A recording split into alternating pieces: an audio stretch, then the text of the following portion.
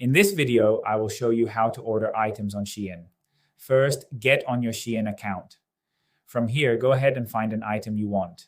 I will be searching for ergonomic mouse pads. I will choose this ergonomic mouse pad. You can choose different styles here. They have 2 types. There are also 4 options for me to choose. I will pick the first option as that is what I want. Then I will increase the quantity to 2. Next, I will choose add to cart. Again, to order and pay for the item, tap on the cart icon at the top. The item is already pre-selected here. Just go ahead and tap on checkout. You will be asked to input your name, address, and phone number. Once you are done with those details, go ahead and save the details. You can pay via cashless apps, credit, or debit card as the most common options, but cash on delivery may not be available depending on your region. Once you select your payment option and select continue, the item will be processed, and you can start tracking your item once that is done.